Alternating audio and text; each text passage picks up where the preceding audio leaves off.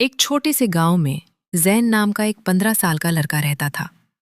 वो बहुत ही साहसी और जिज्ञासु था। उसका सबसे बड़ा शौक था नए नए रहस्यों और जंगल की खोज करना। गांव के पास एक घना और रहस्यमय जंगल था, जिसे लोग डरावना और खतरनाक मानते थे। वे कहते थे कि उस जंगल में अजीब आवाजें आती हैं और वहां कोई नहीं जाता। जैन अक्सर उस जंगल की ओर देखता और सोचता कि उसके अंदर कौन कौन से रहस्य छुपे होंगे।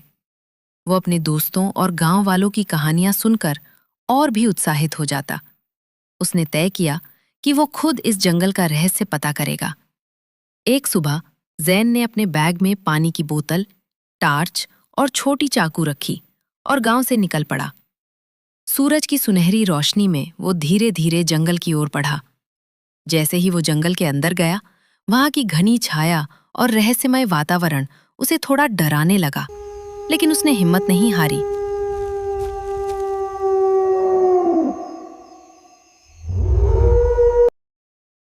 जैन को और भी साहसी बना गया।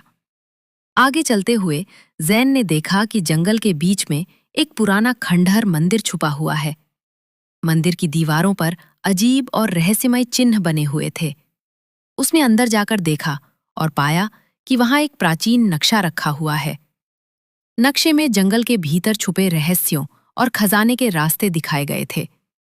जैन नक्शे का अनुसरण करता हुआ जंगल के और अंदर गया और अंत में एक बड़ी अंधेरी गुफा के सामने खड़ा हुआ। गुफा के अंदर वो धीरे धीरे गया, टार्च की रोशनी से रास्ता देखा और खतरनाक छायाओं के बीच आगे बढ़ा।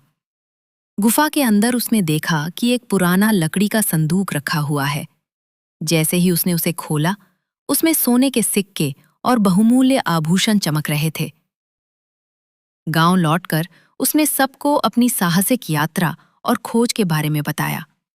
गांव के लोग उसके साहस और समझदारी की तारीफ करने लगे। उन्होंने तय किया कि इस खजाने से गांव में स्कूल और अस्पताल बनाए जाएं, ताकि हर कोई इसका लाभ उठा सके।